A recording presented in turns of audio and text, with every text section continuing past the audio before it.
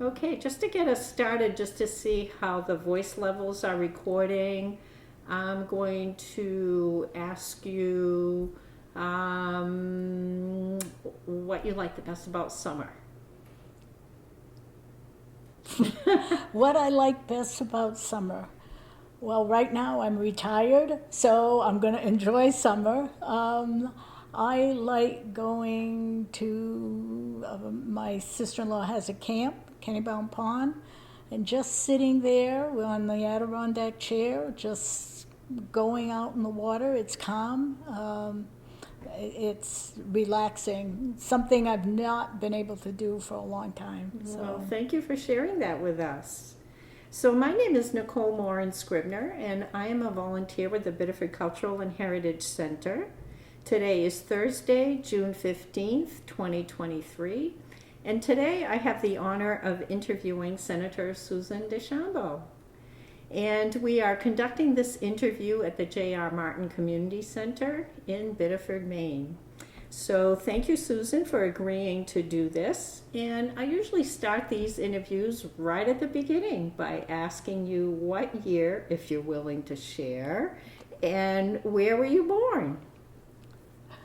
Well, when you're a senator, and I'm all termed out, so I'm no longer a senator, but when you're a politician, everybody knows your date of birth because it's in the paper. I was born November 25th, 1947. And I was born at Mercy Hospital in Portland. My mother at the time was living in Bayview. Yeah. Oh, that's interesting. In Bayview, the community?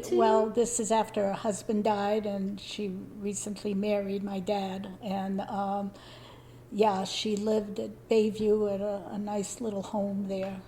I wish she still had it. But after that, they moved back. They moved with Pepe. So let's start with your father. What's his name, and tell me a little bit about your father. My dad. My dad was born in 1917.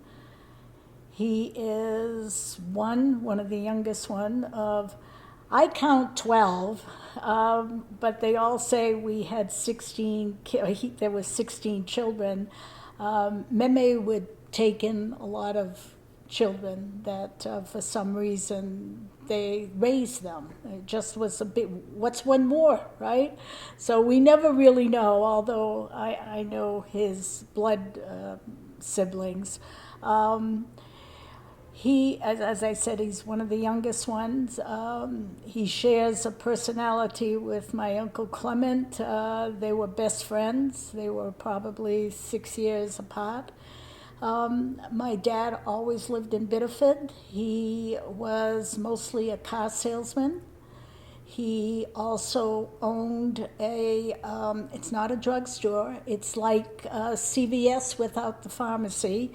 And it is located where the city clerk's office is, because right next to the city clerk on the corner was a bank. When you go pay, you see the vault there.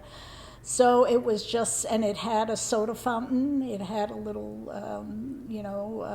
people would come for ice cream soda and a sandwich. So he did that. He worked at a gas station. What was the name of the store? D&H Sundries. D was Deschambault. H was his friend Red Henard. And I worked there. Interesting part about those days, and it was probably when I was 15, so that's 60 years ago.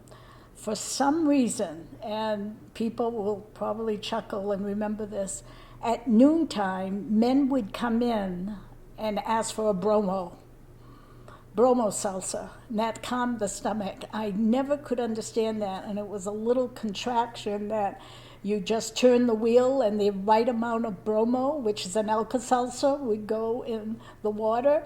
And it just seems that in those days, a lot of men had upset stomachs at noontime. They just came. It is the weirdest thing, but I'll never forget that. Give me a bromo, in French and in English. Vin bromo, that was it.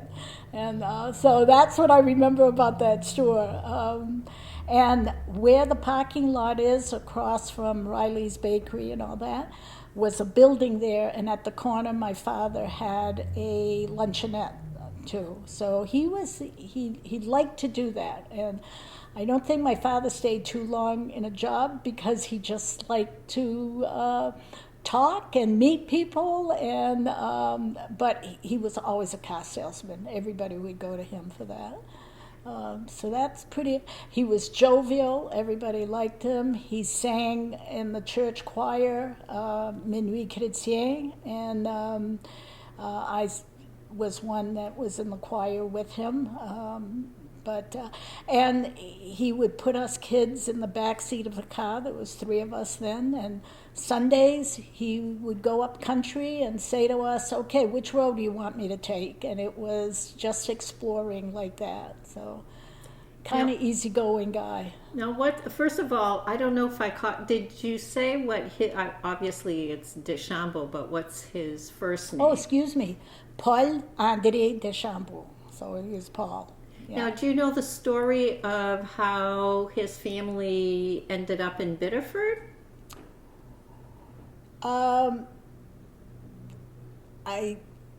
Grandfather was born in Canada.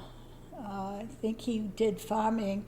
He worked at the Sokolowel, so they just like a lot of people came, and I think Mémère Léon, she was a Leblanc, and I think she was born in Biddeford. And they lived in Upper Main Street, right across from the high school. Yeah. It seemed there were 3 houses. My father was born maybe a quarter of a mile up the road, on the river road, in a house. I remember he used to point to this pink house, and he was born upstairs. And so, but Meme had a lot of kids. It seemed they all got along, and they were still friends until they died.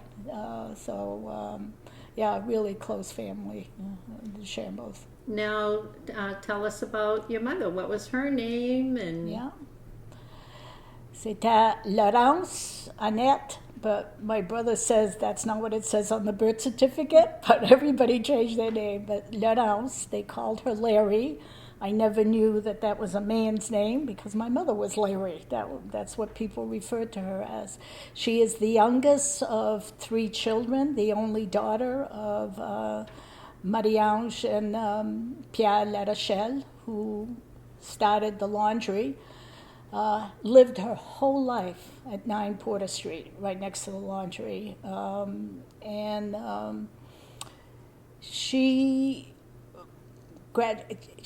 There's pictures of her. She first learned how to drive a truck, stick shift. My brother and I like to say she was spoiled.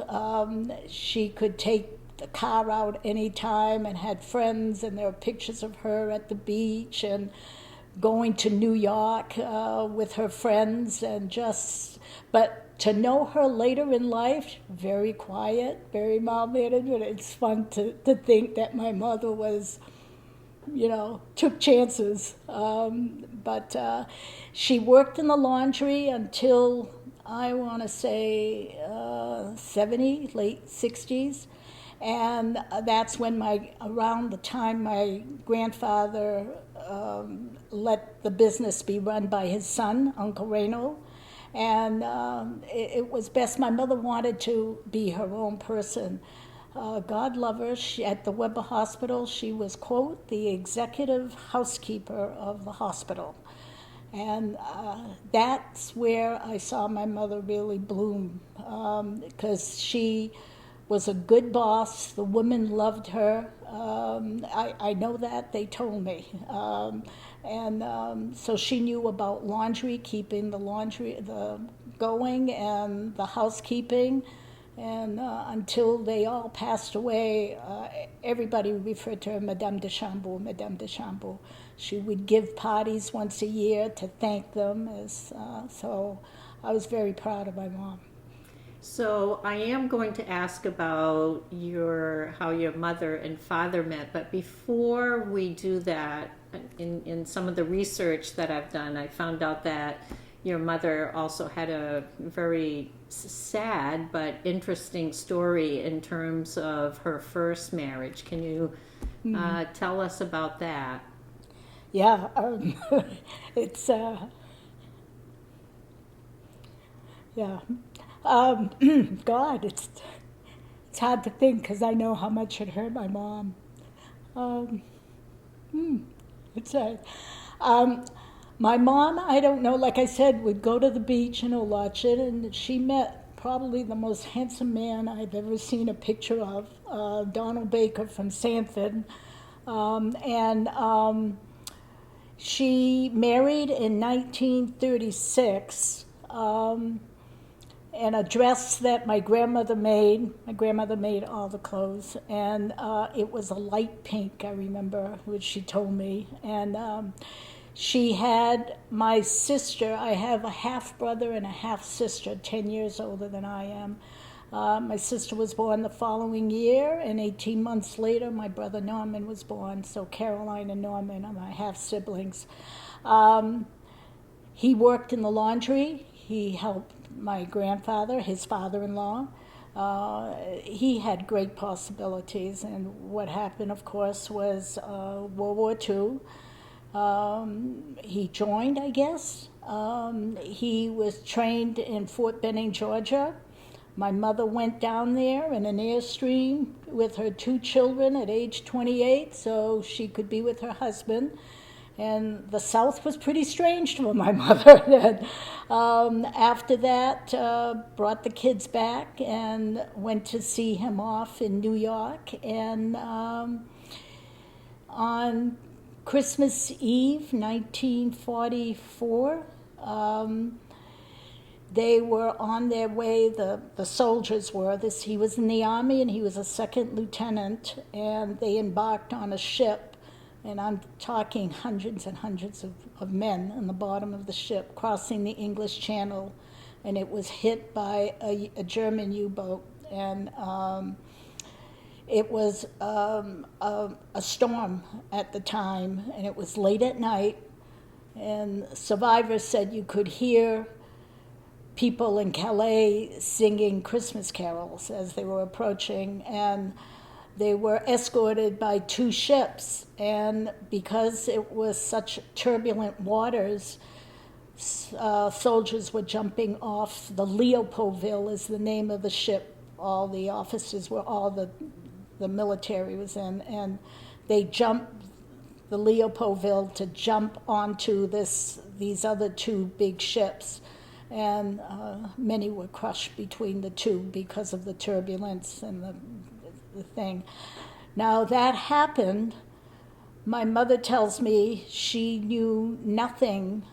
Everything was top secret. They had to write in code to let them know where they were. She knew he was in England somewheres, did not know they were crossing the English Channel or on their way. It was right before the Battle of the Bulge, I guess, they told me, or on the way. Military people know what the dates are.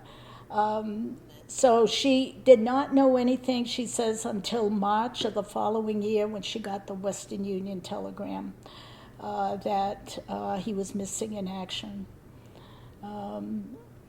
If I may, I'm going to jump to the part from that because that reminds me. My mom suffered from dementia when she was 85 and was at St. Andre's for about 5-6 years, longer than that probably. And one night I got a phone call from the nurse. It was 10 o'clock at night. She asked me now my mother did not recognize us, couldn't communicate well, but the nurses called me because they asked if I would speak to my mom. That would calm her down. I go, what's going on? She says, your mom is reliving the day she got the Western Union telegram. And I was shocked. I was stunned. She could, that, you know, you talk about PTSD or anything like that, when something tragic, it just goes in a piece of your brain that you can't get rid of. So I thought, what am I going to do? She got on the phone. I says, Ma, what's going on? Oh, hi, Sue. And calmed right down, and they said she went to bed. They had, as well known, have to distract them, and I never forgot that. I even told that story in the Senate when we were honoring Memorial Day, and you could have heard a pin drop, that you never leave, you never forget that pain, and she had that. So, but never again. But I'm so glad those nurses asked me to call, you know. So, she was, for me, the best mom. So. Mm-hmm. So that must have been quite an adjustment for her to make at that point. Yep.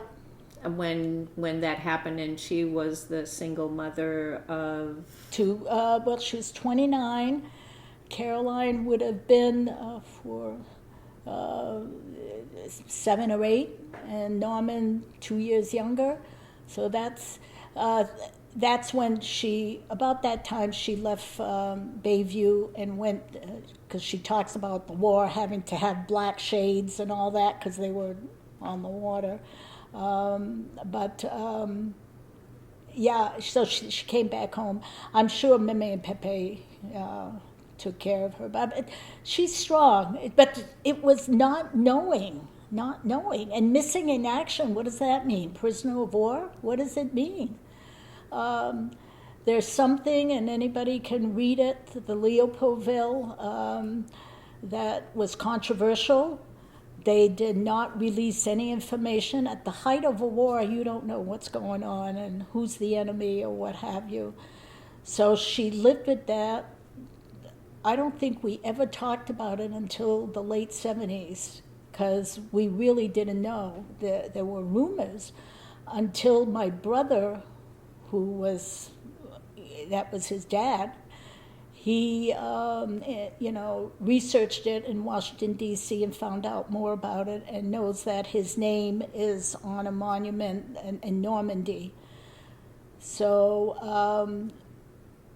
my mother, I don't think it was a bad idea she married my dad, who was probably the life of the party kind of guy. And my parents had very good friends. People will recognize the names: Leo Drapo, Joe Gagne, Ray Gagnon. These were individual businessmen who all got together, and so she had good friends. And then, so when my brother went to Europe to see the monument, he told my mother about it, and my father was feeling poorly at the time. He had a heart condition, and it was 1980, and he says, why don't you and Sue go? And she got the strength. She had retired by then to say, yeah, we'll go. My father died in March, and we had tickets to leave in June. Had planned it for a whole year. So we went there, and the story is, if you want to go to D-Day celebration in Europe, it's a week-long festivities. You get to, festivities, it's honoring. You get to see the places where they bombed, and especially the name Mère Sainte-Église. We went there. So we did that, but we couldn't get tickets from the United States because they were sold out or they were gone. And at the last minute, Canada gave us tickets, which allowed us to go to discussion groups, and just that was a relief for my mom. I will follow up that by telling you, my brother went back home, and I knew about taking the Eurail train and going through Europe. And I brought my mother to Munich, Germany. And My mother was always afraid of Germans. Never would admit it, but it still stayed with her, and I was wondering how she was going to react. And we went to this little hotel, and the man behind the counter was about her age. The next day, I came down with my mother and asked him which bus to take to go visit Dachau concentration camp. And he says, no, nix Dachau, don't go there. Nix, no, don't. And I says, you don't understand, my mother's husband died in the war. And then he proceeded to tell my mother that later that night she came down and had a conversation with him. This gentleman was a officer in German army, and he was captured a prisoner of war. And if you are an officer, they didn't keep you in Germany. He was transferred to Huntsville, Texas, where he was a prisoner of war there until the war. Then I came in the conversation. I says, what happened after the war? Did you come back home? He goes, why? My home was bombed. I had nothing here. And this gentleman said that he spent his career, he was a jazz pianist in San Francisco. Here is a German officer released, and he left and came back to Munich, and that's where we met him. And my mother that night looked at me and said, you know, Sue, we thought what we were doing was right. They thought what they were doing was right. And it was like very calming for her to hear that story, and I'm glad we did it. I'm glad I witnessed it.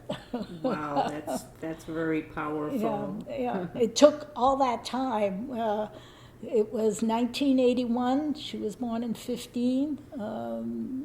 66, 67? And while we were there, my nephew was born. Paul's son was born. She had 2 grandsons born by the time we came back, so that was fun for her. Yeah. So let's move to, how did your father and your mother meet?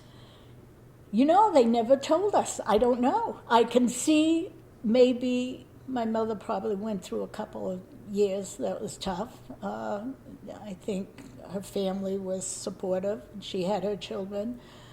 They must have met at some social because, and I bet my father could not go to the war. He had a ruptured eardrum and was even hospitalized for many months because of surgery in those years. So I can just see him go after her. I mean, really, and he would make my grandfather laugh. I mean, if my father's a jokester. And so, I'm sure they just fell. Or else they wanted me. I don't know. I was born afterwards, and then my brother Dickie was born 2 years later, and my brother Paul was born 2 years later. So, and I was 6 years old. I still can hear my Mémère Larochelle say, "Okay, no, it's fini, no? Are you all done? No more kids," because. As I said, I was born and my sister was 10, when she was 18, I was 8, so it was 2 families, really. But always under Mémère and Pépère. I'm the only one that kept the French language a little bit with them. So I am going to talk about the French language, but you obviously, your Mémère and Pépère Larochelle, those are your mother's parents yeah. were a big part of your life. Yeah. So talk to me about them. Well, I didn't realize till years and years later it's their house. I thought everybody lives like this. Always 3 generations in the house. I was very proud of that. Even when my son was born, there was 3 generations. Mémère raised him too. So, they lived downstairs, and it's an old New England house where there's really no bedroom. There was 2 parlors, the French parlor and the other parlor, so they turned a parlor into a bedroom. But Mémère and Pépère always lived down there. you could go down the stairs and in the hallway, and you were always welcome, but you had to knock on the door first to go, and you walked into the living room, and of course everybody. It was out of respect. I mean, I think we all knew you just don't open Mémère and Pépére's, that's their place. So we did that. I think we didn't eat with Mémère much because she was a lousy cook. And I hated the sight of boudin cooking for Pépé, blood sausage. And the story is Mémère, they both worked in the laundry. My grandmother was in charge of the very delicate linens, because if you didn't dry them correctly, they would dry crooked or what have you. So I can still see her run in the house, start lunch or start supper, and then leave to go in the laundry, and you would think the house was on fire. I mean, everything was smoking. She was a lousy, but it was like, she was not a cook. She was a baker, made the best pies, and would teach me how to make pies. I made little pies. But that's the kind of relationship it was. But boy, we never ate with Mémère. We had a lot of cereal. That was it.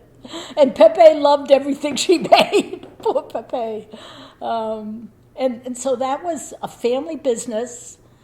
And I mentioned to people, I did not realize the impact the laundry had on our family. I did, personally. But when it finally closed after 101 years, it was an operation from 1912 to 2013. My son at the time was 27, but he grew up. He was born in 1984, so he experienced what I experienced. There are 4 steps from the kitchen to the laundry. I have 4 steps in terms of going down the stairs, and the laundry is not air conditioned. So the big doors were open, and these ladies, they're pretty much our extended family. They would say to me, Susie, have a good time at school there, be a good girl, and I'd wave to them, and the names Simon, Julie, Sidor, Maggie, you knew them all. And when the laundry closed, my son wrote a letter to the editor and said, someone in my family died today, and he was talking about the laundry. And he experienced the same thing. He says, I remember going to school and they were asking me how I did in school and when I'm going to play football or something. So to him, so that's what White Star means to us. That's how we grew up. It was nice to see that. So my son experienced the same thing I did, I think, with Mémère. My mother, when my son was born, my mother says, I don't do babysitting. And no, I paid for childcare. She did not. And I think she did that out of love, like, this is your child. But, of course, she told me, at the time I was very involved, not in politics, but in the union at work.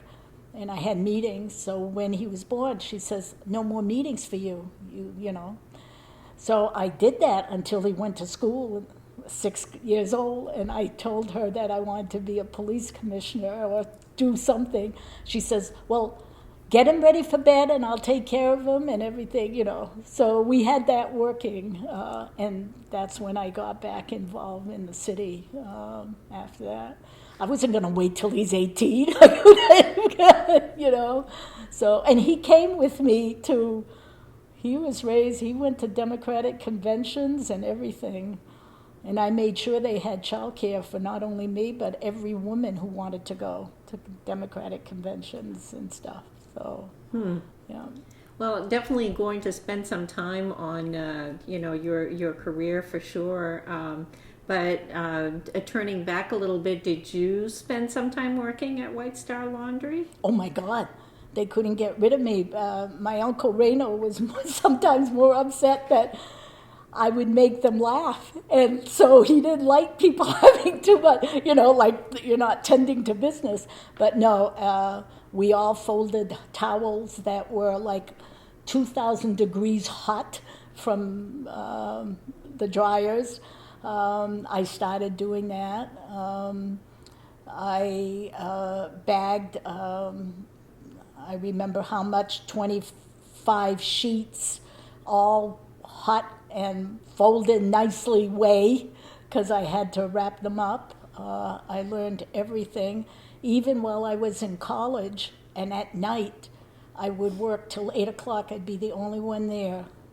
God, until I found out there were mice in the laundry, but late at night. And ironically, the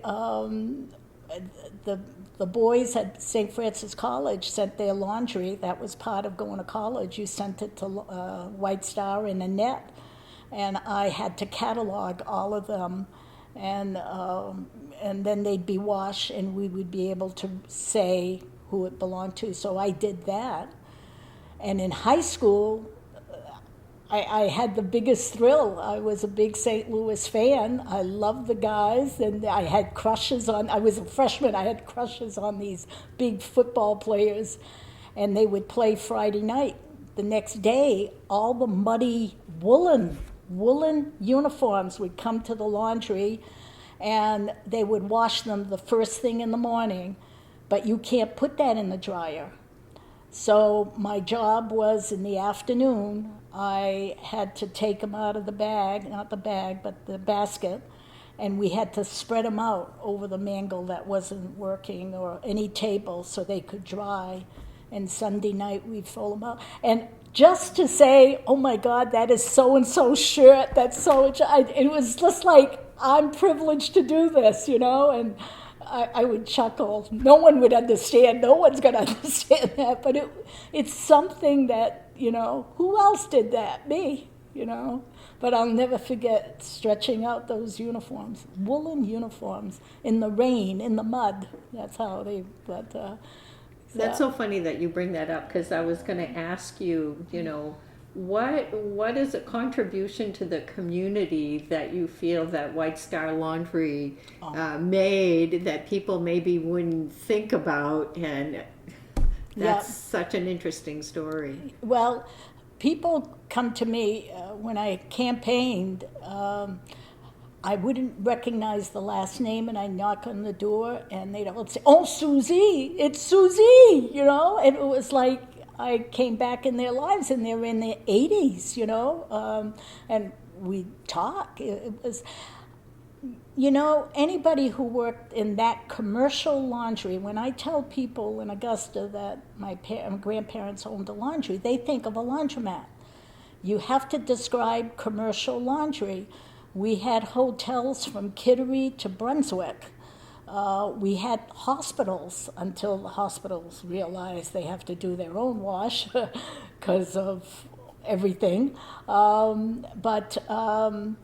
So, you know, the people that worked in the laundry, don't forget it. I think they were a little clique because it was hot. But Pépère Larochelle, if it was hot, you would work till midnight. At 9 o'clock, he'd come in with probably 50 sundaes from the Dairy Joy. And we'd all sit outside and we had our sundae. He would surprise us with stuff like that.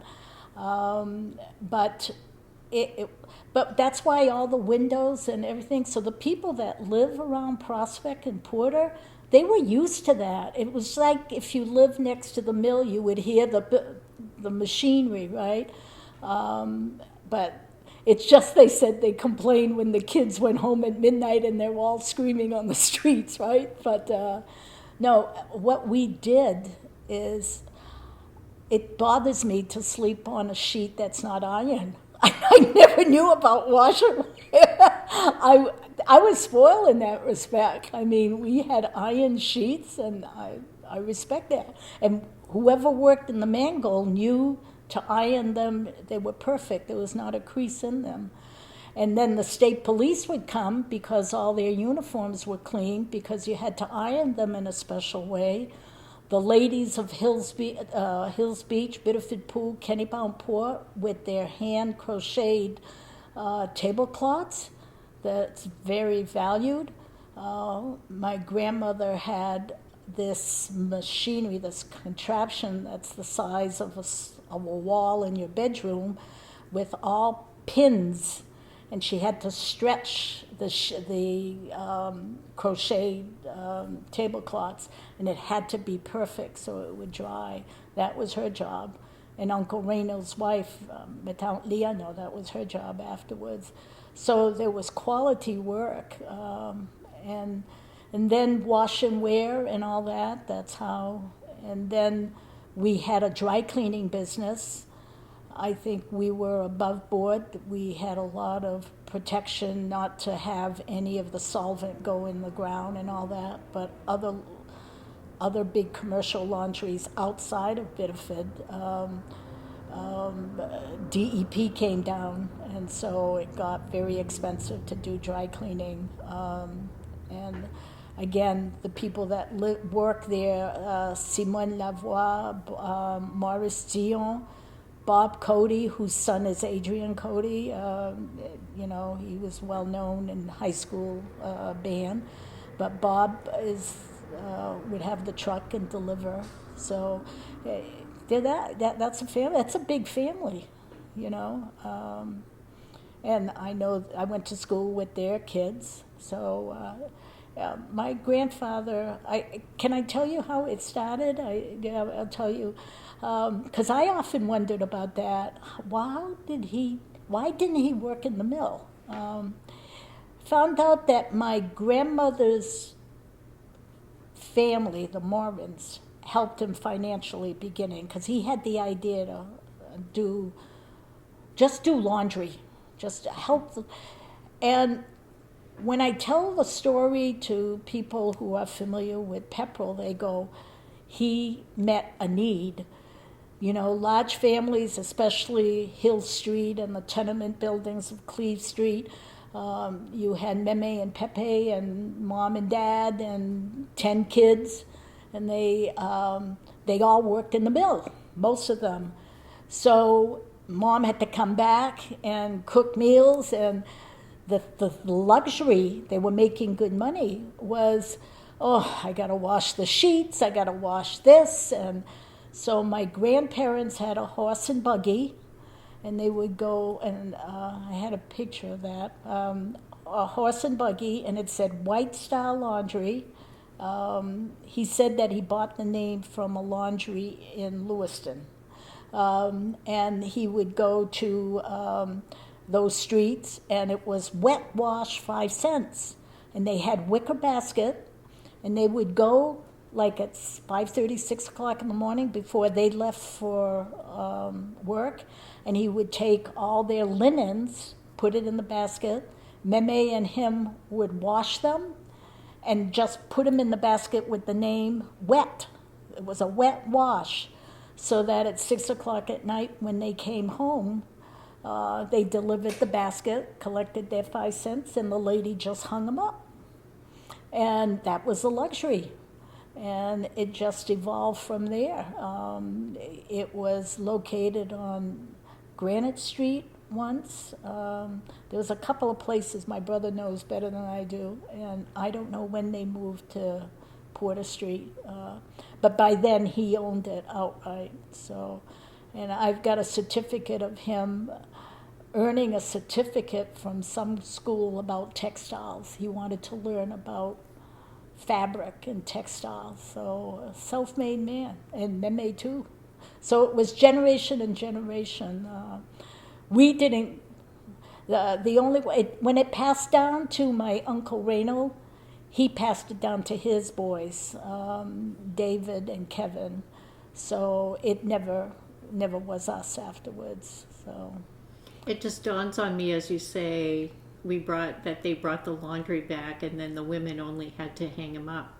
It's like, I wonder if this generation listening to this interview know what we're talking about. Yeah, in the clothesline. Yeah, hang them up. Yes, in the clothesline outside, and they were frozen, some of them, but that was a luxury. I mean, you had to wash the sheets. But that took, that's like. Can you imagine the long dresses they had? I never could figure out, and their blouses were so white and crisp. who did that, yeah, it's yeah, I was spoiled. I like my sheets ironed. And you can't compare taking an ironing board and an iron than that mangle. That mangle was twice the size of the width of the sheets, and it just was hot rolls, and you put the sheet in there and it comes out nice, and you fold it, and it took 2 girls to fold it, right? Yes, so I have to admit that was my first job, was working at White Star Laundry, and I know exactly how hot it was in there, and I know exactly what a mangle is and how hot those towels are when they come out of the dryer. So, but it was nice to have, I bet I could have a society of White Star Laundry workers. Everybody, I think it was a nice place to work. It was money. You weren't working in the mill. It would be hot there too. And as long as and it had to be precision. You had to do it right, and you had to do it clean, and because whatever you produced as a product, you wouldn't have a customer come back. So they did wedding dresses, and they would heirlooms and wrap them up real nice, So you happened to mention the mills, because obviously the mills are an important part of Biddeford as well.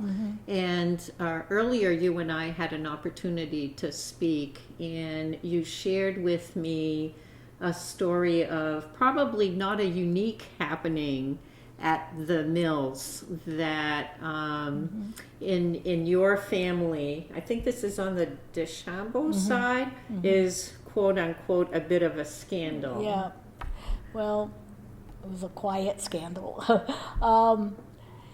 Yes, the Deschambauts, many of them worked at the mill or Socolow shops. The men worked at Socolow shops. So there was a relative young lady. Now, the people that want to know how the mill started, it wasn't just Biddeford people, no. The Canadians came down, Quebec people came down, and I also learned that young women on the farms in Massachusetts were leaving their families because they could make a lot of money, and with a lot of money you dress nice, and that was a big reason in the turn of the 19th century they would do that. There was obviously a female in my family who worked there with her sisters and others, and there was another. We had Italians, Irish, Greek, Albanians, and I guess she had a relationship or something happened, and she was pregnant and not married. She was not a slender lady, and I guess hid the pregnancy with their long dresses and still worked. Her parents knew about it, and but when the child was born, the child was raised as her brother. It was not her child. She was not married, but you never spoke of it. And I think I was an adult before my father told me the rest of the story. And my grandmother raised it as her own, but I didn't know him any different as a young boy. But what happened, as my father tells me, is the country that this young man was from put him back on a boat and kick his butt back. And that's how, because they were embarrassed. This is their new country, and he's bringing shame upon a whole nationality, and so that's how he was treated. Biddeford was booming. They had dances, they had money, they could buy nice dresses. It was up and coming, and I think it must have been turbulent times as far as raising families, I often think of the moms and dads of those farms in Massachusetts losing their daughter to Biddeford, Maine, because they could get a nice apartment and buy a different hat every year, and that was, and so yeah, and then it was us in the 30s, and I remember asking my grandfather if he suffered during the Depression, and he says, nope, never put the money in the bank. I'll never forget that, you know. He did okay, but of course the business suffered, I'm sure, but he weathered that storm. So that was, it makes me think, we're all human. We're all human, we all have stories, and in those days, you didn't have an abortion, and you didn't go around saying, I'm not married. So the family took care of them.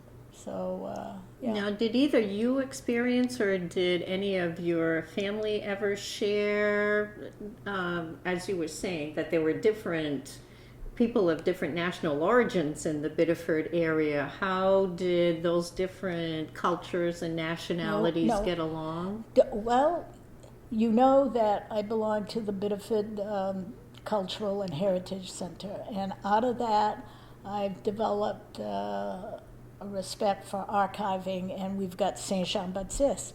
Now, I always knew about Saint-Jean-Baptiste. My father was in it,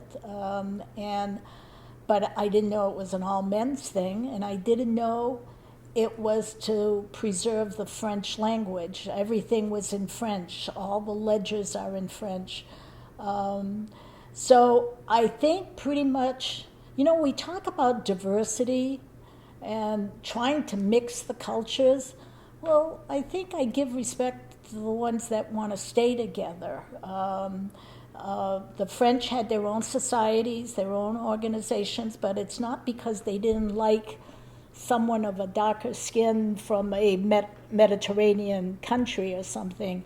They kept to themselves, and I think the more we learned is, you know, there was a Muslim church that was kept quiet, but that was their church. The Greeks had their church on Adams Street. Look at the French churches. I mean, there was no, I don't call it prejudice, but it was the way things were at those times. I tell the story of, I had a crush on a boy who went to St. Mary's Church. So I thought I'd go there, and I was probably 13, 12. And I lied to my grandparents, told them I wasn't going to St. Joseph at 11 because I was going to go at 10 o'clock earlier. And instead I went to St. Mary's Church. I came home, and they says, who was the priest that spoke at St. Joseph? Oh, c'était Père Carrier. Oh, vraiment? You dit la messe à 11h. He did the mass of 11, not at 10. So she found out I went to St. Mary's, and she basically told me that that's not our church. That's the Irish church. And I don't think she said it out of disdain. She just said it like, you stick with your own.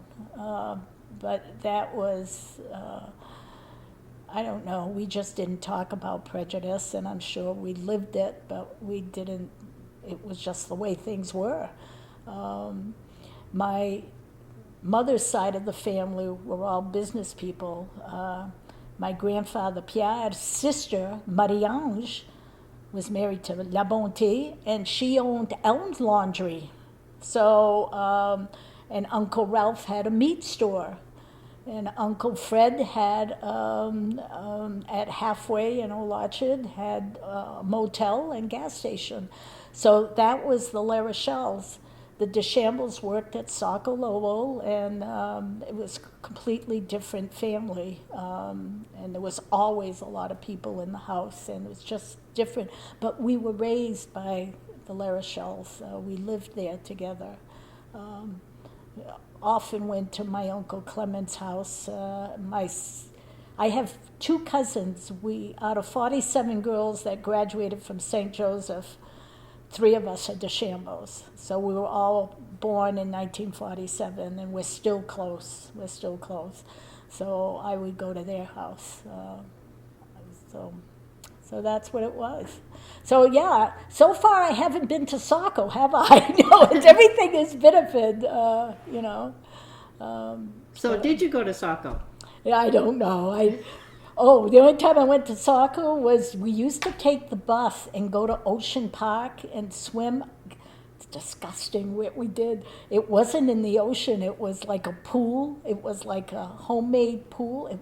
I don't know if you ever saw that. It's on the main drag in Ocean Park, and you had to wear a tag, and you went swimming there. And I remember the water, the bottom of the pool was murky, but we went, a bunch of us, you all got into a special camp bus and just went swimming all day. But no, we didn't do, everything was Biddeford, as you well know, the downtown and the movies, and you always went to people's houses, and it was, movement. Mm-hmm. Yeah. So any significant recollections of when you were in school? So first of all, you went to, where did you go to school? One significant, when you mentioned that, I didn't mention, but everybody does, Le Réveillon. That was the best. That was the best. When we were too little to go to midnight mass, you had to go to sleep. And they promised us when they came home at 1:30 that they would wake us up, and they did. And oh my God, the food, the drinking, the singing, the gifts. I remember my Betty Crocker box, and I baked everything that was in that box in an hour and a half, that was that kind of stuff. So those were fun times. I remember sitting on the linoleum floor in the living room, watching TV. Pepe had one of the first TVs on Friday nights to watch the fights, and I was the only one sitting on the floor, all men with their cigars, and watching the fights. And I got really good watching the fights. So now, when you say the fights, are you talking about wrestling? Boxing. Oh, boxing. Boxing. Ingemar Johansson, and all the ones that were good, because the men loved it, just loved it. Meme wasn't there, my mother, but no, Susie, wherever the men were, Pepe, it's like I never left his side. And it was fun watching the men cuss. My grandmother would never have allowed that, but just watching the Friday night fights in black and white, and I learned that. That was that. So about school, went St. Joseph Grammar School was a block from my house. I could not walk those 4 flights of stairs now, but that was fun. Nuns, taught by the nuns from Quebec. And then St. Louis, St. Joseph, and you know where that's located. Now it's St. James. But the St. Joseph part, if you had a drone and looked on top of St. Louis building, it's shaped like a capital I. There's the middle part and then the 2 ends, and the boys had the middle part and the end to the left of it, and the girls had the end where Birch Street is. And like I said, there were 47 girls in my class. We weren't. My cousin talks about the A group and the B group, and that still affects a lot of people, because if you were put on the B group, that means they did not think you were college material. And people don't realize when they do things like that. So that was a lot of fun. My cousin was a big football star then at the time, Spike Cody, and so I was little Susie. And so if he knew me, then I was okay with everybody else that was known. That was a big family. We knew everybody, and go to the football games. And as other people have mentioned after the game, I told my son was a football player and a captain, and I told him, you are missing out what we went through. If you won a game, you guys go to the high school and ring the bell. We would just go down to Puritan, walk from St. Louis Field down Alfred Street, run to the Puritan to get a booth, because the boys would go to the parish hall, take off their uniforms, take a shower, get dressed, and they would show up about half hour, 1 hour. And by then, we're all having strawberry smash and vanilla Cokes. That's what we'd have. And I told Dom, I says, can you imagine the place being packed? And that's where Happy Dragon is now. Everybody's chatting, and of course, we were big winners then. And when the quarterback walked in, everybody's screaming and applauding, and we just enough just to have fun. And on the way home, you'd stop at Alex Pizza, But I told my son, you missed out on those things. Another thing kids nowadays miss out on, if you look at a newspaper in the 60s and 70s, the Journal-Tribune, inevitably you would see a picture of, here's the freshman class at Biddeford High School president, the vice president, and they would have your pictures. We knew the kids. They had football pictures. If you won an award, your picture was there. So, it was a kind of time for teenagers and children. We don't do that anymore. I don't know who the valedictorian is at a high school, but they would publish it. Everybody was proud. You got married. There's a picture of you and your husband, just you, not your husband. A picture of you in your gown, and the article would describe your wedding dress and what your trousseau looked like and where you were going for honeymoon. Really, you knew everything. So those are the things. And I like to share that with my son. He thinks it's crazy, but, what do you do in social media? You say everything, right? Well, we had the newspapers. And you're nodding because you know. Yeah, I do some research, and I kind of chuckle because they have in there who went to the hospital and for oh my what, God, for what? I know. and who had a party and who showed up and who was invited. Oh and my didn't. God. And I was thinking, oh my goodness, we talk about what's on Facebook. Yep. It was the Facebook of Yep. the time Yeah, to some you're right extent. about that. Yeah, especially Trial Hospital. He's there for appendicitis. What And then HIPAA came about, I guess. But So when you were in school, was it in French or English? I like to say math was taught in French. I just felt English was taught in French. The nuns, they taught algebra, they taught geometry, and they were English, but it's like everything was French. You could hear it. Less so maybe my junior or senior year, but a lot of French. I don't know.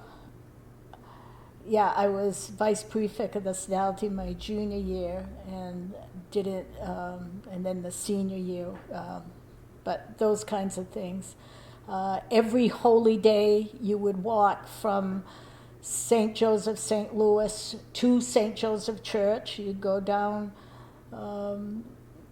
Graham Street, and then you'd cut down to Center Street, and you go to church, and then you'd go to confession in the basement of the church. That was, I thought that was a foolish thing to do. Like, everybody's lying in confession. We're making up sins because we didn't know what a sin was. I mean, I guess that's when I started saying, I don't like this Catholic religion. It's just like, because I thought it was hilarious. Everybody was sitting there waiting next. I don't know what to say. What are you going to say? But we did it.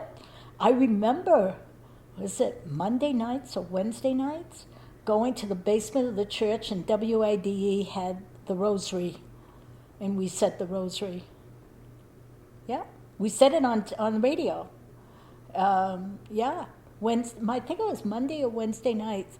Anyone who wanted to come, it was high school kids, and it usually was about the same 6 of us. I just thought it was cool, But yeah, we said the rosary, and you think about it, It would be nice to do that now. Old people live in the nursing home to listen. I miss that they want to televise everything, but there was nothing better than to have WIDE do the play-by-play basketball or football games, and it was on radio. And I think about that now. There are elderly people in nursing homes and their grandson is playing against Thornton. You would want to hear the game, and it's too bad that we can't do that, you know. And then you decided, or how did you decide what to do after high school? Well, that's one thing I didn't like. We'd have guidance counselors. So the nuns from Canada were telling you how to get into college. And I think they only this is my prejudice, they only spent time if you were the valedictorian and what had the top 4. My class, wow, there must have been 20% who all became nurses. Everybody went to nursing school. I thought I wanted to be a nurse. I was a candy striper. And after some of that said, no, I don't want to be a nurse. So I had written down, not Peace Corps, but VISTA, Volunteers in Service to America. I wanted to go to the Appalachian and teach kids how to read or something. It was going to be the war on poverty kind of stuff. But no one helped me. No one in my family went to college, so no one helped me how to get that. So I went back to work at Components, third shift. I'll say her name, Pearl Lesad, Pearl Lajeunesse, sat next to me. We worked together making little parts for transistor radios. I did that for a year and a half, and I remember coming home and telling my father, I'm tired. Third shift, coming home at 7:30, 8 o'clock, and he says, you got 50 more years of this crap, basically, as he said. And I read in the paper, St. Francis College is going co-ed, and this was in August. School starts in September. I felt like saying, how did they decide this?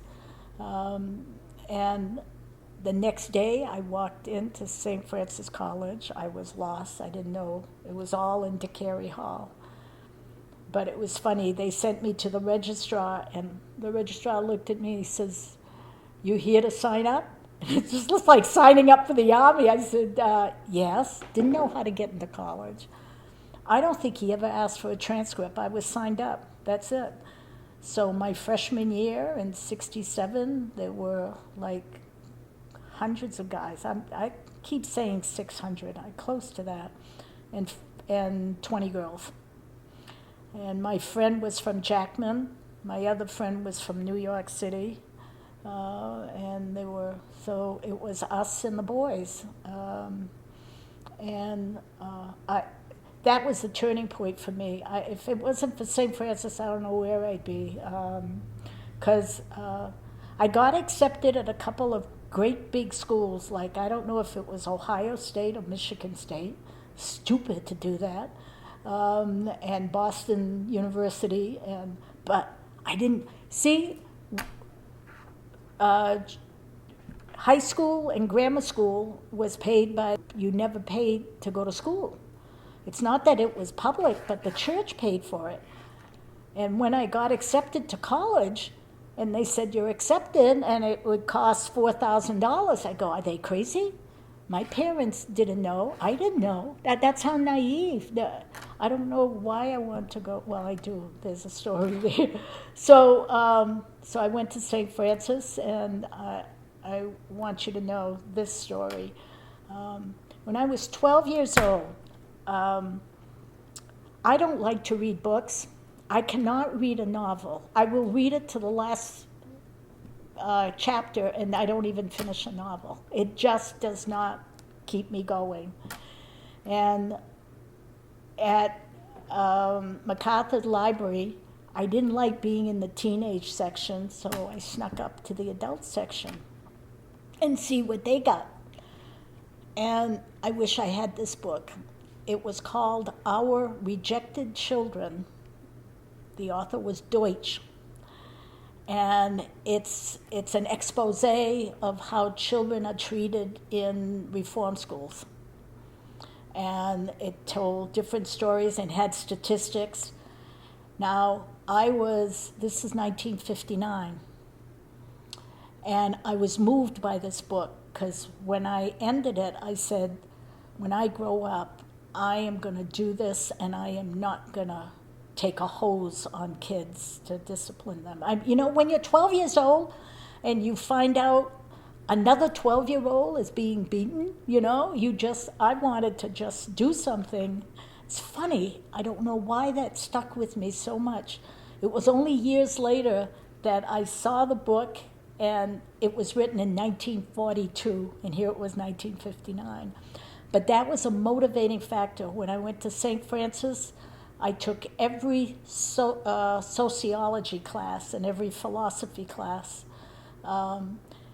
In those days, there were very few colleges that offered social work. That was not a term. But if you majored in sociology, which was a liberal arts way of thinking, you could be a social worker. So I did that. I work-study, and this is where I fell in love with the Beaudry family. I had worked with Mr. Beaudry for 3 years.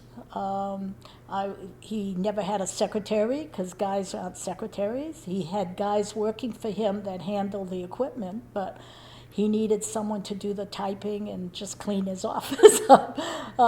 So that's what I did, and it got me close with the student senate, all the guys that played sports, and I even kept statistics. I even drafted, if you took a shot, if you made it, so that the coach could, just fun. Mr. Dakota was a coach. So I'm easy with males, I guess, much more. It's just easy for me. So, and then I went to Europe, right? And I thought I was going to go to grad school there, but instead just traveled around Europe and came back a couple of months later. My mother said, "You need to get a job." I wasn't even home. I didn't even unpack. "Ma, you got to get a job." And so I didn't even know. When you go down 295 and you see the big castle, the Boys Training Center, Long Creek, it's a castle. My father used to point that to my father was a truant officer. And he used to tell my brothers, if you don't go to school, that's where you're going to end up. Well, I didn't know there was a female counterpart called Stevens School for Girls in Hollowell. And I wrote a letter to Augusta, and corrections was not a department. It was under mental health. And the lady that was the director, she could have thrown my letter away. All I did was I'm applying for a job, and instead, she gave it to Stevens School. I was called, went for an interview on Wednesday, called me on Friday, you get the job, start Sunday. That's how quick. And I was a training school counselor, which is a nice long title for being a house mother. I was all of 24, 25, taking care of 16 and 17-year-olds from Portland and Bangor, and they did some bad things. And I'm going, what am I supposed to do here? And it was very populated because in those days, kids could be sent away for status offenses, such as being truant, you were removed from your family, being a runaway. If you ran away, they took you and put you in lockup. Danger of falling into habits of vice and immorality, and that was usually if you were a young girl downtown Machias smoking a cigarette, you were in danger of falling into vice and immorality. They would put them away. And the last one was incorrigible, and that was the saddest reason why kids were removed. Incorrigible for the Department of Human Services was if they had placed you in 3 foster homes and they failed, no, the family didn't fail, you failed. Little did they know in those days what happened now. They were sexually abused, and they would run away. But no one would believe that. You don't talk about that. So those are the kinds of places. The Boys Training Center had maybe 300 or 400 kids. We had for girls about 140. And in 1974, the legislature passed the law that you can only be sending a child away if they committed a crime punishable as an adult, like assault, robbery, burglary, not truancy or incorrigible. And I remember by then I was the social worker. In 6 months I was the social worker. And the superintendent says, everybody that's here for one of those status offenses, I want them home. And so population went from like 150 to 40. And so I was in charge of that. And then in 74, because the population was down, we had empty dormitories. God, what a story. The women's prison was in Skowhegan. And the women's prison only had maybe 30 women. So there were 40 juvenile girls in Hollowell in a couple of buildings, and there were 2 buildings that we put 30 women. So I then became the social worker for adult women. So I went, they asked me, do you want to stay with juveniles or do you want to go with adults? And I go, juveniles would run away. And many times I had to go to Logan Airport and pick up a girl that they found in Philadelphia or something. And I said, I'm too young to have this worry like a mom. I went with adults. So in 76, they closed all the prisons, all the female. It's it's only a cost thing. They took the juvenile girls and put them at the Boys Training Center and called it, because the population went down too, and called it the Maine Youth Center. They took the adult women prisoners in the Skowhegan Women Prison, who were there for murder and other things, and brought them to the men's reformatory in Windham and called it Maine Correctional Center. I thought I lost my job because they're shipping them to another place that no woman has ever worked in, meaning inside. Well, one of them she was a guard. But thank God for unions. They said, no, you're going and you're in charge. So that's how I stayed there. My career ended with 43 years in the prisons. So I had men and women. I had 200 was my caseload until they decided, well, we need another one. Men never had social workers. Women had social workers. And I think I must have done a good job because now there's probably 25, 30 social workers. Because in those days it's a reformatory, like a penitentiary, and the chaplains were social workers. So, it's, so that's how it just, and all because of a book. All because of a book that I had that career, and it's the career of my life. It's the dream come true, and I was on the ground floor. And that's why when I became a senator, I was chair of criminal justice and public safety, and it's easy for me. It is what it is. So, yeah. So out of that career, what do you find was the most rewarding thing for you? With juveniles, because I worked with women who, when I first started, like I said, I was 24, 25.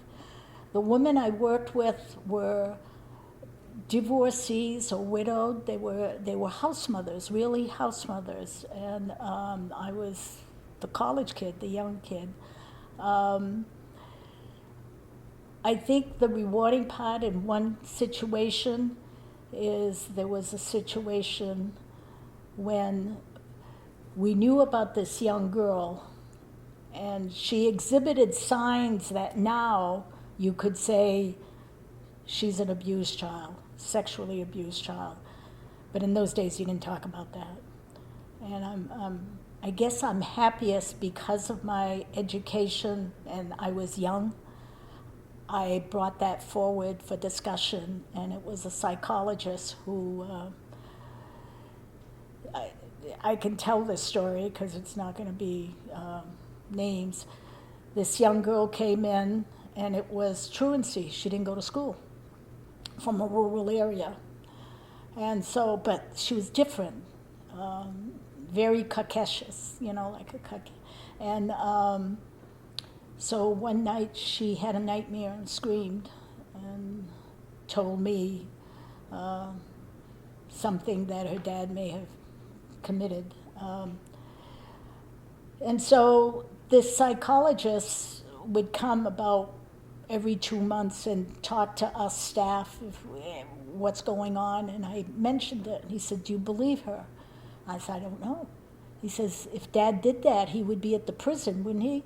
And I said, "Geez, you're right." He says, "Can you find out if this happened?" So I called the prison, and yes, he was there, but he was gone. He served 1 year. That victim, his daughter, served 2 years. So I think I'm most proud that we started talking about that and changing the thinking. We didn't do that on purpose. I mean, she had no place to go. So that is one thing. And adults also. The first person I had to bring before the parole board committed her murder in Biddeford, not far from my house, when I was in the 8th grade. And I didn't know who she was. And thank goodness she didn't know I lived in Biddeford. And here I was bringing her before the parole board. That was shocking. And in those days, New Hampshire and Vermont didn't have a state prison for women. So if you committed a capital offense in Vermont and New Hampshire, you came to Maine. And so I had Maine, New Hampshire, and Vermont. So, you do good things. They're a locked group. They're a captive audience. I think the most rewarding is when you have, for me, I would interview a man who's a businessman, owns a construction company or owns paving or does popular, and maybe he was there for fraud or what, I don't know, nothing. And when I asked him to fill out a form, he said, "I don't have my glasses," which is code for I can't read, But I know that the first 2 months for us, for incarceration, we had to watch you and gather information, so you didn't go to general population, so there was like 100 men, and you spent a lot of time in your cell, and the other guys would read books. Well, this man couldn't. So I had this bright idea. Do you like search a word in the book? He said, "I love those things." Went to Martin's, bought a dozen of them, and people like him had that. I mean, those are things that go on. No one had to write a policy to do that. And it's just not me, but I was happy to train other social workers to think outside the box, do something. They didn't harm us, and then they're here. Oh, that was the best thing. They're here as punishment, not to be punished. So you don't have to be mean to them. It's bad enough that they're away from their families, and the judge made the decision, and so this is the punishment. So those are the things you don't forget. I can't help but think that, from the way that you relate what your childhood and family life was like, big, close, cohesive, and then the extended family with all of the work family at White Star Laundry, and all of, what quote unquote ideal family life should be like, to go from that environment. I didn't know what I was getting myself. They don't teach you that in college, you know. That must have been a tough transition to It be was. open to that I made it slice myself. of life. I just knew the right way to do it. I guess, yeah, what I learned at home. Oh, that's the other thing. When I had juveniles, if they behaved that week, we had popcorn night and we got VHS tapes, and they could choose, and they would come out in their bathrobes, and we'd sit on the couch, and it was just like one big family. That never was done. I got away with a lot. But, yeah, it was something, yeah. And the men, I can relate very easily, I used to I guess I made them laugh. Let me just say to you what it's like. You could go home tonight, watch Channel 6, and they report that they finally arrested someone who had shot their cousin or something, or had stolen something at a store. And you see their face, and they look like they belong locked up or something. And I smile and say, I'm going to see him in a year, And sure enough, they come through the door. Now, most people who are charged don't go and testify in their defense. And so all you know is what the papers report.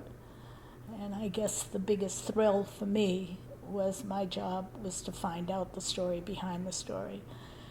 They have to trust you, and then you get their life story, and then, So I'm telling you tricks of the trade, I guess. But it was a joy to go to work every day, yeah.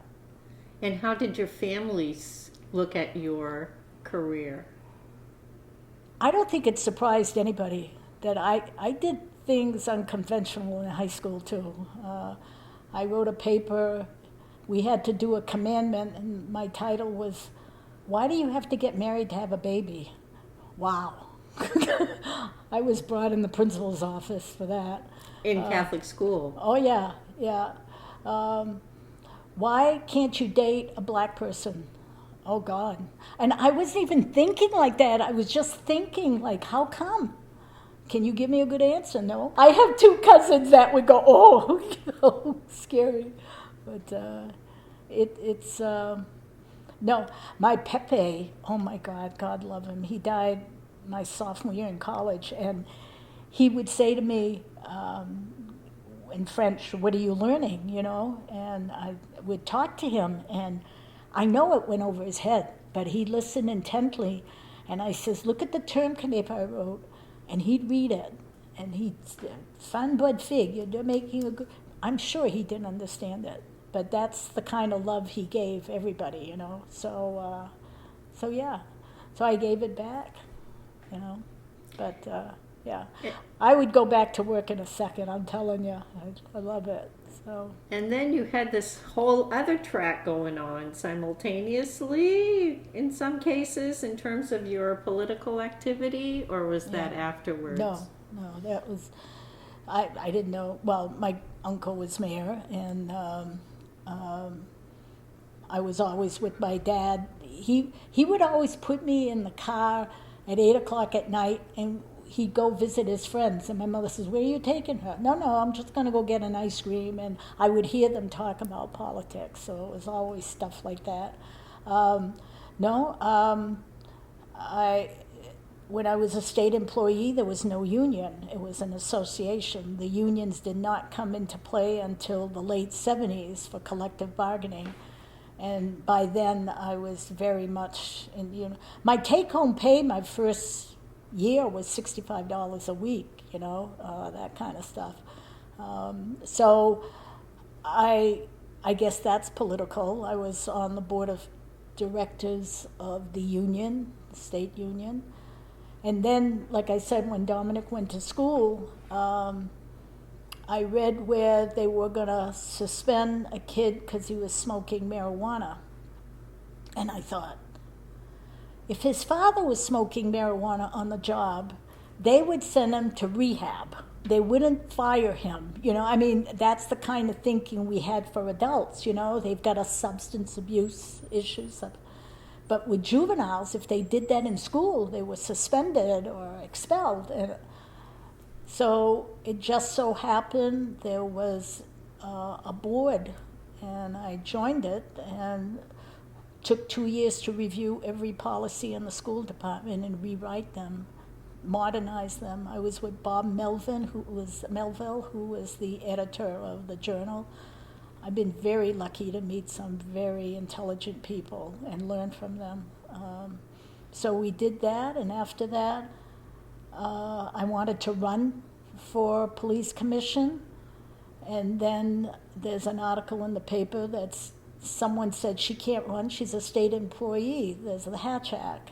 And I said, really? Well, we're going to change that. And if I was in Lewiston, I could run, because when you ran for an office in Lewiston, you didn't have to put a D or an R next to your name. In Biddeford, you had to put D and R. So we had to get rid of the D and R, and I could run, and we did. So after, I learned a lot from Chief Beaupre. It was difficult getting to know him and his style, but I respected him. He's a terrific law enforcement officer. And after that, I don't know, I ran for city council. There's a question that hits me is that, so you've articulated having, some insight with regards to offenders and what's the real story, what brought them here, what's really going on, what's the real issue. And then you were police commissioner, where my perception is the expectation is that you're really holding people accountable and you're sensitive to those who have been the victims of crimes. It was the opposite. It was the opposite. It was, with the police, it was like, the more I learned about police, the more I said, lighten up. Some of them took it to, really think it through, don't be a robot kind of stuff. And it wasn't, I don't mean that about Biddeford PD. Roger is head and shoulders above any law enforcement officer I've worked with. That was more, I put my spin on it. Some things are very offensive, but bottom line, you're not put on this earth to be mean, intentionally mean. It's your job, then do it. Do it exactly the way the policy is written. Don't go out arresting people just because you want to. I mean, it was just one thing after another. It always, when I was a senator, and every year we would have 12 bills about gun safety and Second Amendments and all that. And I always said to a police officer, the moment you reach for your gun is that you've lost the argument. If you can't, calm them down, and I know I don't want to sound naive, but I also taught at the academy, so I taught correctional officers in the county jail, and I taught, I was 17 years on a committee called Maine Criminal Justice Commission, 3 governors, and I was one of 3 of the longest serving. What that was in the 1990 was to break down the silos, and the silos were, I remember seeing a state police officer on Main Street in a state police car and asking the chief, what's he doing here? And he goes, I don't know, they didn't tell us. That was insulting. You didn't, there was no communication. Maine Correctional Center wasn't talking to Maine State Prison. Everybody had compartmentalized things. So this commission was set up by McKernan to just break that down, start talking to each other. It took 17 years plus. So I was glad to be part of that. And the same thing I remember in criminal justice.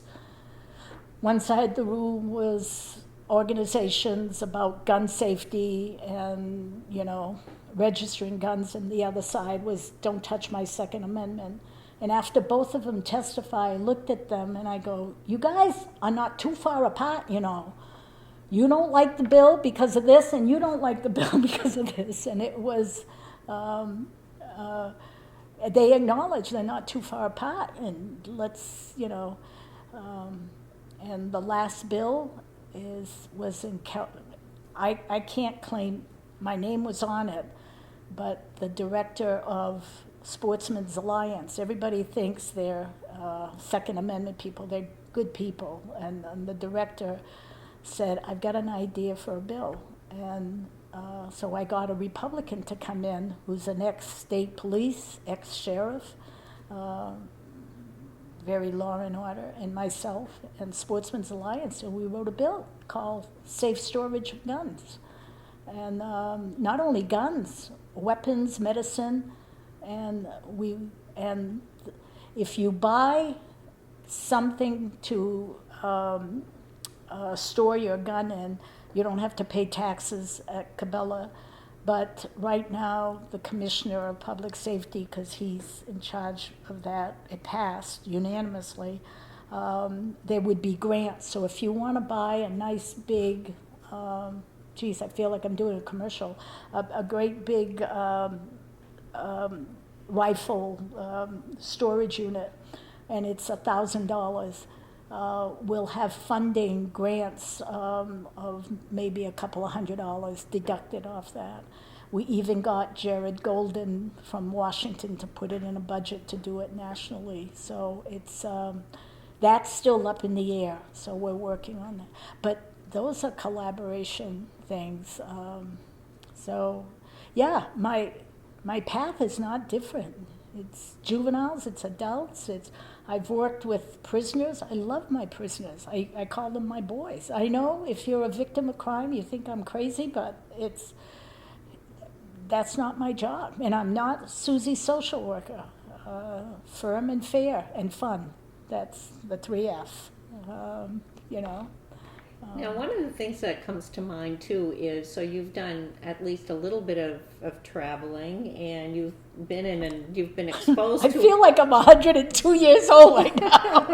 Go ahead. You've been exposed to a lot of different things, and you're still Biddeford. Oh, I'm Biddeford. What has Biddeford meant to you? Well, it's comfortable. It's known entity. I've grown up with it.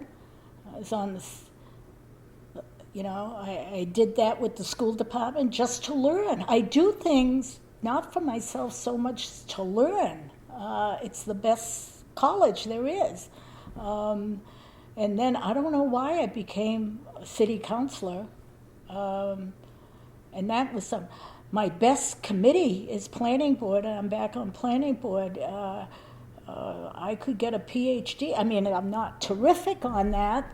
But I'm just a civilian that wants to see and learn. And I always been on a committee with great people. We feed off each other. We learn. So I'm glad I'm back. And so here it is. I'm all done. The Senate, December of 2022, and I didn't know what to do, and I said, Biddeford Cultural, maybe I can help them. All I wanted to do was put my name as a volunteer if you need something, and I'm on the board, but someone said, would you archive Saint Jean-Baptiste? And I go, I want to learn archives. So yeah, I feel like I'm in senior college, learning more and learning more. And I'm very happy about that.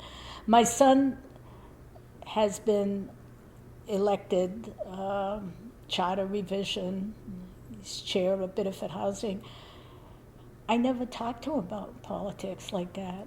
I asked his opinion because we're a generation apart. But he just ate it up the way I ate it up, like with my father, I guess. So, and he's on his own.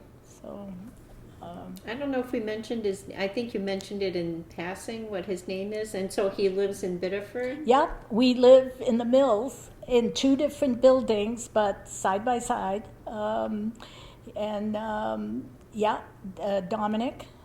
Dominic Joel, he's got a great sense of humor and dedication, and he's not overboard. I think that generation is, Mom, I'm just on this committee and I'll do the best. If it's between that and going kayaking, I think he'll go kayaking that afternoon, whereas we would say, well, we can do it Saturday. We can go kayaking Saturday, no. So you've seen Biddeford go through a lot of changes. Yeah. So, and I respect that. What's your perspective on that? Well, first I want to thank every city council and mayor since 1960. That's how I look at it. It was, what was I, a sophomore? I lost my best friend because her family went to Napa Valley, California to make money because they worked in the mills. And I still think of her. She was a really good friend. People went down south. Downtown was dark. Things weren't fixed. The stores closed. The main mall opened. We survived. And the worst part, of course, is Merck came in, and I don't have any animosity towards the people on the council at that time. They were under the gun by the state to do something, or else you were going to pay. And when your downtown is dark, your thinking is dark. Maybe that's what Donna Dion was thinking about when she put in the lights. I remember thinking, I don't know if she's got guts or she's crazy, because why are we putting lights when there's no stores? And she was right, because lights started lighting up the place, and then someone else put flowers, and it just changed. And I thank the taxpayers for voting. Yeah, we'll pay $6 million to get rid of that stink. And look what's happening now. It's unbelievable. Enjoy it while it lasts, because, we'll have to plan ahead. The bubble's going to burst somehow. How many people can afford $2,200 a month of rent? And you pay that for a year and you don't own it, But we want to own things, so we can turn it into an investment, and, but people, there's a generation of, they work and they live well, and nothing against that, but I don't know how further it's going to go, So, but I love where I work. I live by the waterfall, and I never knew there was a waterfall. If you remember, when Pepperell was in operation, everything was boarded up. You were not allowed to go inside unless you worked there. Even if you worked there in Building 17 and your husband was in Building 15, you could not go and say hi to him. There was doors locked, and they were like sally ports. It was like a prison, one after another. But I was on the planning board when they started making apartments, and so we had to approve those, and so we had a site walk, and so the whole planning board went from City Hall, and we went down where I live now, and it was boarded up, but I kept hearing this noise, and I go, what's that? And the planning director says, that's the waterfall. And I says, you're full of crap. There's no waterfall. And I remember turning and seeing the waterfall, and I go, this is the best kept secret in Biddeford, the view. And that's where you get the feeling the Saco River's alive, and the Saco River fed us. The Saco River made Biddeford. You just can't get over it. We never knew it. And, having a tour of the mill before they fixed it all up by Pete Lamontagne. Dom and I both went. He brought us to the catacombs or whatever in the basement, and you saw the water come in, and that's what powered, and you just can't get over that. So, yeah, why would I want to move in the country right now? No, it's alive. And I see the people who really sacrifice, people who, the tax dollars, I know they're high, but, let's hope you benefit. I hope, anyone can sell their house at a great value, but, so we're doing apartments because that's what people want. They want amenities and, and I know we're going to get hit with what happens with the unhoused and the homeless and stuff like that. Yeah, okay, what are we going to do? But yeah, you ask me why, where else go I go, but I never retired, I miss the Senate, never thought I'd be in the Senate. Well, it just so happened. It's like the stars were all aligned. I mean, I just replaced someone who resigned, that's all. And I was a good cheerleader for Biddeford in the Senate. They liked it. They always said, what the heck's going on in Biddeford? It was fun. But you meet, I have such an appreciation, I always did, of the whole state.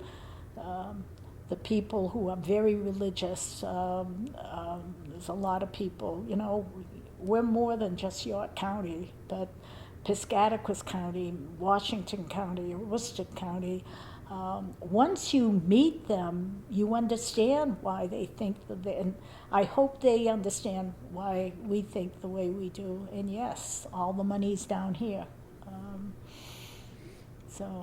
Now you've been presented with a number of awards throughout your career. Is there one in particular that comes to mind that's really meaningful for you?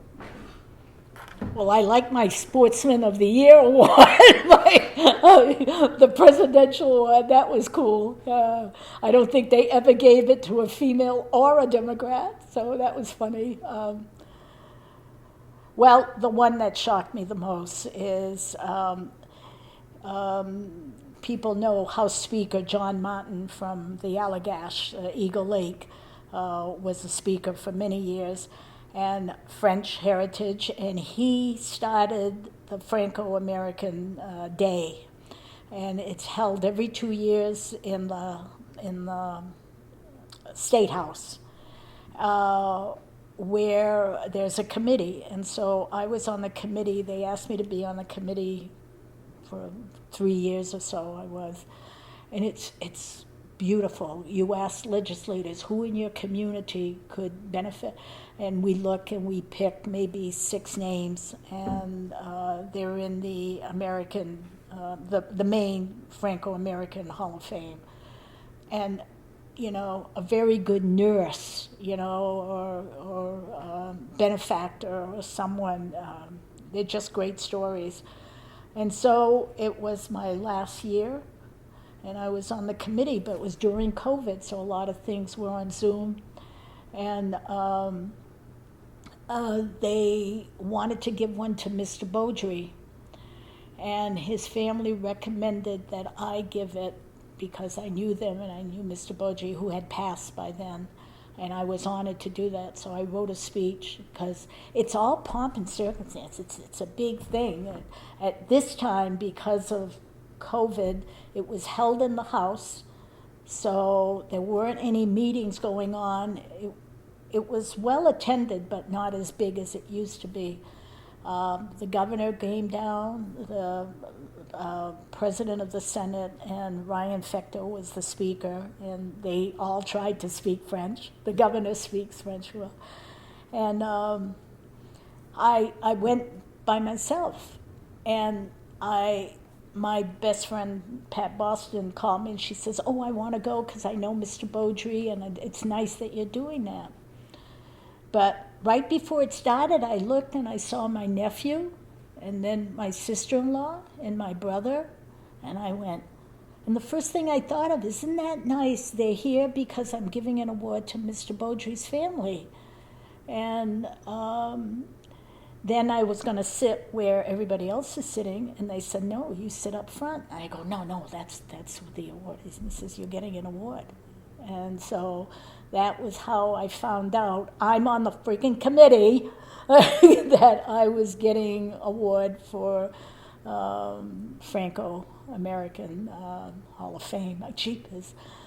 I think it's because the year before, or the time before, President Thibodeau, who is French name, he says he's French, he doesn't even know how to say we, he's from Winnipeg, had me do the whole meeting in French, standing at the podium where the Senate president, and I did it. I survived it. A lot of it was written for me, but I was able to do it, and I honored all the guests. So from that, I think Ryan had a lot to do with it. And so that was, it's like, that was nice, but I never thought of it. And in my life, everything I've gotten, it's not even been a dream. It's not, why, you know? But, so yeah, I've got that, you know.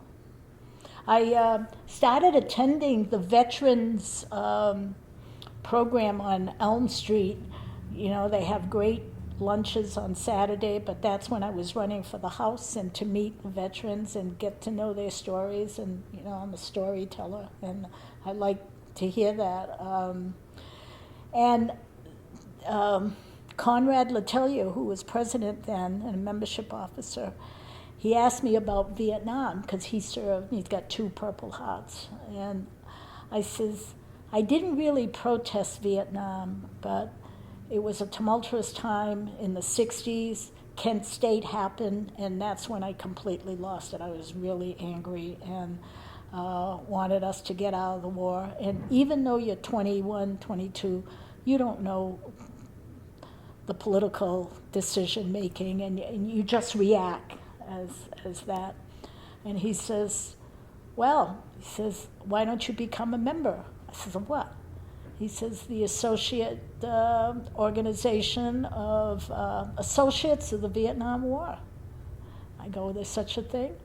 So I've got this big thing, honorary, it costs me money, but I says, it's a donation to the Vietnam vets.